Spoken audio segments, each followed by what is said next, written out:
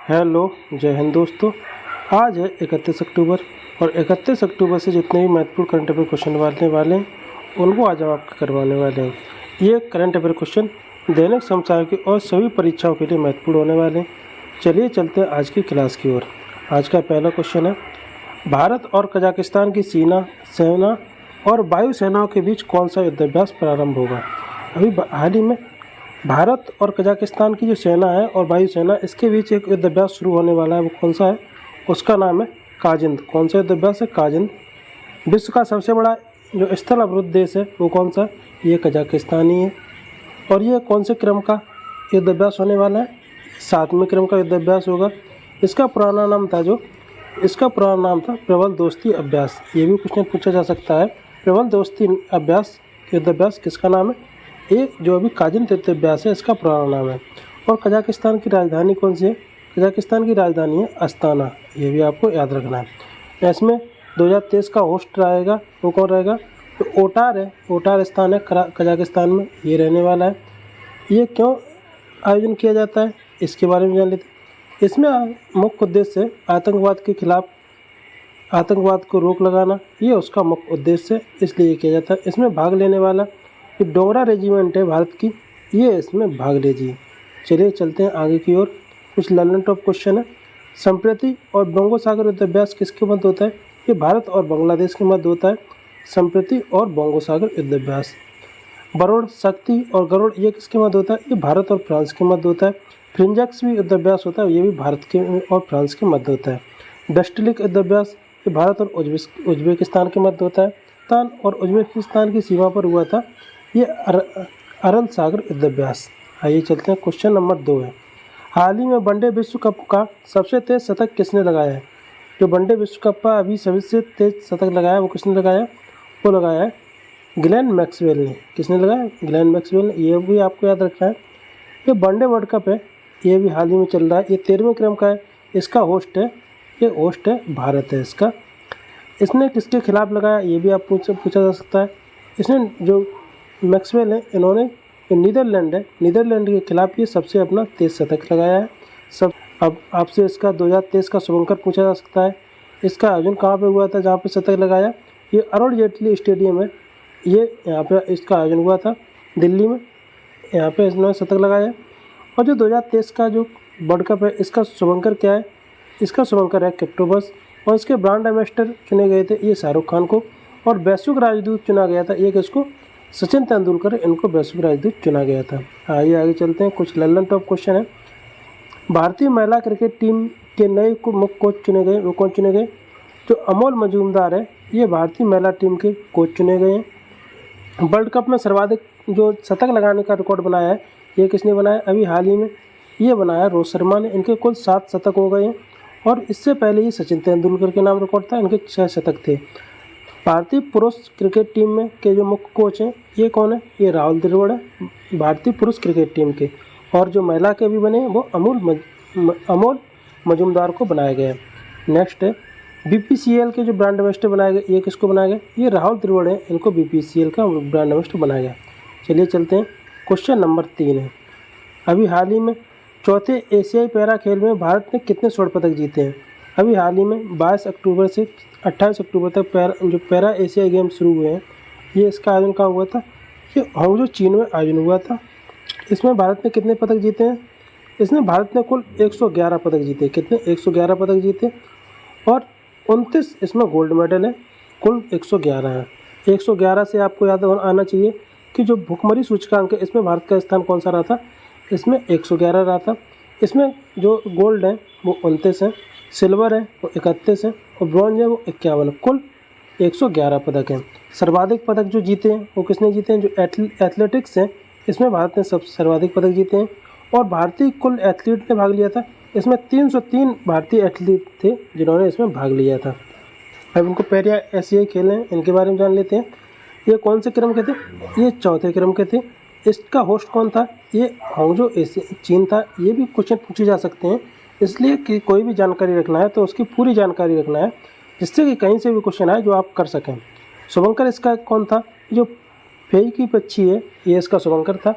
इसमें जब अंतिम 28 तारीख हो गया, तो इसकी रैंक आ गई है। इसमें सबसे ज़्यादा जो पदक जीते हैं वो चीन ने जीते हैं। चीन पहले रैंक पे है।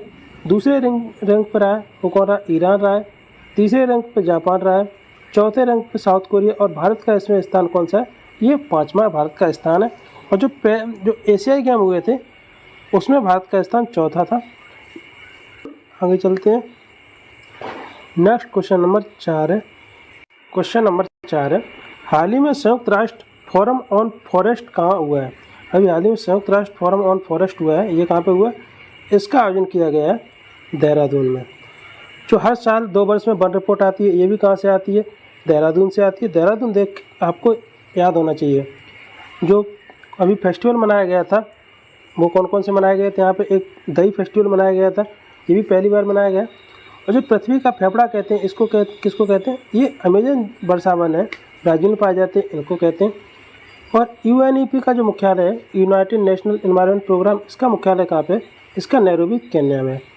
इसमें जो अभी हाल ही में संयुक्त राष्ट्र फोरम ऑन फॉरेस्ट की रिपोर्ट आई है, इसमें कुल 40 देश हैं, इतने शामिल किए गए थे। इसका फोकस रहा है वो क्या रहा है? वनों को जो वनों की आग है इसको कम करना और वनों का टिकाऊ प्रबंधन। ऐसा काम करना चाहिए जिससे कि वनों में आग कम लगे और वनों की अधिक समय तक क्षमता बढ़ सके, अधिक समय तक ये रह सकें, ऐसा कुछ काम करना चाहिए। ये इसका मुख्य फोकस रहा है। संयुक्त राष्ट्र का पहला जो जल सम्मेलन हुआ था, ये कहाँ पे हुआ था? ये न्यूयॉर्क में हुआ था। 16वीं कृषि विज्ञान कांग्रेस का आयोजन हुआ था, ये कहाँ पे हुआ था? ये हाल ही में कोच्चि केरल में हुआ था। और विश्व बैंक विकास समिति की 108वीं बैठक हुई थी, ये कहाँ पे हुई थी? ये मोरक्को में हुई थी। इसको भी आपको याद रखना है। आगे चलिए, क्वेश्चन नंबर 5 है, हाल ही में पहला अंतर्राष्ट्रीय देखभाल एवं सहायता दिवस 2023 कब मनाया गया? ये कौन सा दिवस है? अंतर्राष्ट्रीय देखभाल एवं सहायता दिवस, ये कब मनाया गया? इसको मनाया गया 29 अक्टूबर को। कब मनाया? 29 अक्टूबर को। यह पहला अंतर्राष्ट्रीय देखभाल एवं सहायता दिवस है। इसको यूएन महासभा है, इसके द्वारा मनाया गया है। जिसको हम यूएन महासभा है, इसको हम विश्व की लघु संसद भी बोलते हैं। क्या बोलते हैं इसको नाम? ये विश्व की लघु संसद। इसके बाद ये क्वेश्चन बहुत बार पूछा गया है कि विश्व की लघु संसद किसे कहते हैं? इसे कहते हैं यूएन महासभा को। इसके हेड कौन है यूएन महासभा के? वर्तमान में हेड है डेनिस फ्रांसिस, इसके हेड हैं। और ये 78वें सत्र के हेड हैं। अभी 78वां सत्र चल रहा है। इसके हेड है डेनिस फ्रांसिस। नेक्स्ट है, विश्व बाल दिवस कब मनाया जाता है? ये 26 दिसंबर को मनाया गया है। पराक्रम दिवस ये कब मनाया गया है? ये 23 जनवरी को मनाया गया, सुभाष चंद्र बोस की जयंती पर। और नेशनल स्टार्टअप डे है, ये कब मनाया गया? ये 16 जनवरी को। ये 26 दिसंबर विश्व बाल दिवस और नेशनल स्टार्टअप डे, ये भी इसी वर्ष शुरू किए गए हैं। तो इसको आपको याद रखना, इंपोर्टेंट क्वेश्चन हो जाते हैं। आगे चलिए, नेक्स्ट क्वेश्चन नंबर 6 है, हाल ही में एयरक्राफ्ट इंजन बनाने के लिए हॉल और सफ्रान एयरक्राफ्ट ने समझौता किया है। इस सफ्रान कंपनी का संबंध किससे है? अभी हाल ही में जो हॉल है इसका मुख्यालय कहाँ पे है? बेंगलुरु में। ये विश्व की सबसे बड़ी हेलीकॉप्टर निर्माण फैक्ट्री है। और एक है सफ्रान, ये कहाँ की है? ये है फ्रांस की कंपनी। इन दोनों ने संयुक्त ये समझौता किया है कि हेलीकॉप्टर बनाने के लिए। ये कहाँ पे जो सफ्रान है, ये कहाँ की कंपनी है? ये फ्रांस की कंपनी है। हाल है, इसका फुल फॉर्म होता है हिंदुस्तान एरोनॉटिकल लिमिटेड, ये इसकी फुल फॉर्म है। और सेफ्रॉन कंपनी है, ये फ्रांस की एयरक्राफ्ट कंपनी है, एयरक्राफ्ट बनाने वाली कंपनी। फ्रांस की राजधानी कहाँ है? ये पेरिस में। और पेरिस है, ये किस सीन नदी है, इसके किनारे बसा हुआ शहर है। कौन? पेरिस। इनको भी आपको याद रखना। भारत और यूरोपीय संघ ग्लोबल गेटवे जीबी सम्मेलन का आयोजन कहाँ पे हुआ है? ये हुआ है मेघालय में। इसको याद रखना, भारत और यूरोपीय संघ ग्लोबल गेटवे जीबी सम्मेलन, इसका आयोजन कहाँ? मेघालय में। नेक्स्ट है, हाल ने एशिया की सबसे बड़ी हेलीकॉप्टर निर्माण फैक्ट्री है, ये कहाँ पे बनाई गई थी? ये है बनाई गई तुमकुर, कर्नाटक, बेंगलुरु में। कहाँ पे बनी है? तुमकुर। ये हाल है हिंदुस्तान एरोनॉटिकल लिमिटेड। आगे चलिए, क्वेश्चन नंबर 7 है, हाल ही में भारत के द्वारा लॉन्च की गई है सैटेलाइट आधारित है गीगा ब्रॉडबैंड सेवा, ये कौन सी है? जिसका नाम है जियो स्पेस फाइबर। कौन सी लॉन्च की गई है? जियो स्पेस फाइबर। इसको लॉन्च करने वाला कौन है? ये जो जियो रिलायंस कंपनी है, इसके द्वारा लॉन्च किया गया जियो स्पेस फाइबर। ये पहली सैटेलाइट आधारित गीगा ब्रॉडबैंड सेवा है। ये इसका मुख्य उद्देश्य क्या है? जो हाई स्पीड इंटरनेट है, इसके लिए इसको लॉन्च किया गया। लॉन्च कहाँ पे हुआ? इंडिया मोबाइल कांग्रेस है, इसके द्वारा इसको लॉन्च किया। किसके? India mobile Congress. नेक्स्ट आगे चलिए, देश साझेदार इसमें कौन कौन रहेगा? इसमें लग्जमबर्ग है जो यूरोप महाद्वीप के अंदर आता है, ये इसमें शामिल है। लग्जमबर्ग कौन? लग्जमबर्ग। नेक्स्ट है क्वेश्चन नंबर 8, सभी जिलों में कौन सा है? हाल ही में सभी जिलों में हॉल मार्किंग केंद्र खोलने वाला पहला राज्य कौन सा बन गया? जो हॉल मार्किंग का एक रूल रहता है कि सोने के जो गहने होते हैं वो हॉल मार्क वाले होते हैं, तो उस पर लिखा होता है कितने कैरेट का सोना है, क्या है, पूरा उसमें स्पष्ट होता है। ये हॉल मार्किंग केंद्र खोला गया है, ये पहला राज्य कौन सा बना है जिसने हर एक अपने जिलों में खोला है? ये खोला है केरल में। इसका आंसर क्या है? केरल में। अभी हाल ही में केरल ने अपने जिला स्तरीय पक्षी और जो जानवर थे और पेड़, इसको भी घोषित किया था। इसको जो हॉलमार्क होती है, इसको सोने की शुद्धता की जांच के लिए इसको लगाया जाता है। हॉलमार्किंग जो प्रदान करता है, ये कौन करता है? जो भारतीय मानक ब्यूरो है, ये इसको प्रदान करती है। और इसको स्थापना हुई थी, भारतीय मानक ब्यूरो की स्थापना 1987 में स्थापना हुई थी। 1986 के जो अधिनियम है, इसके द्वारा 1987 में भारतीय मानक ब्यूरो की स्थापना की गई थी। इसको भी महत्वपूर्ण क्वेश्चन है, इसको भी याद रखना है। अरब सागर की रानी किसको कहते हैं? जो कोच्चि है, केरल में पड़ता है, ये इसको अरब सागर की रानी कहती हैं। पेरियार टाइगर रिजर्व है, इसको प्रबंधन प्रभावशीलता के रूप में फर्स्ट आया है। ये टाइगर प्रबंधन प्रभावशीलता मूल्यांकन में पहला नंबर पे आने वाला कौन है? Periyar tiger reserve. मोपला जो विद्रोह हुआ था, ये कहाँ पे हुआ था? ये भी केरल में हुआ था। इनको भी आपको याद रखना है। क्वेश्चन नंबर 9 है, हाल ही में फ्रांसीसी सेविलियर डांस ला आर्ट्स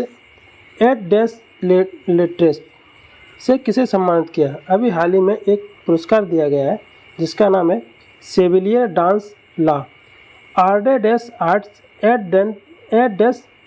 लेट्रेस, ये इसका नाम है।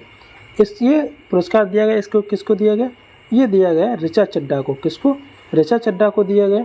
ये कौन है? फुकरे है। इस फिल्म के लिए इनको दिया गया है, ऋचा चड्ढा को, ये पुरस्कार। नेक्स्ट है पपुआ न्यू गिनी और फिजी, पलाउ, फ्रांस, ग्रीस और मिस्र का जो सर्वोच्च सम्मान दिया गया था, अभी हाल में किसको दिया गया था? जो प्रधानमंत्री हैं मोदी, इनको दिया गया था। इंटरपोल का हेडक्वार्टर कहाँ है? ये लियोन्स जर्मनी में, लियोन्स फ्रांस में, ये इंटरपोल का हेडक्वार्टर। अभी इंटरपोल की 90वीं बैठक हुई थी, ये कहाँ पे हुई थी? दिल्ली में आयोजित हुई थी। इसका होस्ट भारत रहा था। जो वास्तविक दुर्गा दिवस है, ये कब मनाया जाता है? वास्तविक दुर्गा दिवस ये 14 जुलाई को मनाया जाता है। नेक्स्ट क्वेश्चन नंबर 10 है, आज का अंतिम क्वेश्चन है, यूएन महासभा में इजरायल और हमास के बीच तत्काल संघर्ष विराम के लिए मसौदा प्रस्ताव किसने प्रस्तुत किया? जो यूएन महासभा है, जो छोटी संसद जिसको बोलते हैं, लघु संसद विश्व की, इसमें अभी हाल ही में जो इजरायल और हमास के बीच संघर्ष चल रहा है, इसको विराम के लिए एक मसौदा तैयार किया है। किसने किया? ये तैयार किया जॉर्डन। किसने? जॉर्डन ने। जॉर्डन की राजधानी पूछी जा सकती है, जॉर्डन की राजधानी अम्मान है। और विश्व का सबसे जो गहरा स्थान है वो कौन सा है? मृत सागर है। ये विश्व का सबसे गहरा स्थान है। प्रस्ताव पेश किया किसने? जो राजदूत मोहम्मद हमूद हैं, इनके द्वारा ये शांति का प्रस्ताव प्रस्तुत किया गया। यूएन में इजरायल के राजदूत कौन हैं? वो इजरायल के राजदूत हैं यूएन में महासभा में, वो कौन है? गिलाड एर्दान जो हैं, ये इजरायल के राजदूत हैं। क्वेश्चन नंबर 11 है, इसको भी आपको याद रखना है।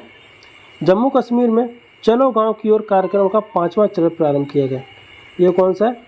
चलो गांव की ओर, ये 5वें नंबर का। दोस्तों, आज की क्लास आपको कैसी लगी? आज की आपको क्लास अच्छी लगी हो तो क्लास को लाइक और अपने दोस्तों में शेयर एंड चैनल को सब्सक्राइब करें, जिससे कि आपको पास नोटिफिकेशन पहुंचता रहे। थैंक यू, धन्यवाद, जय हिंद दोस्तों।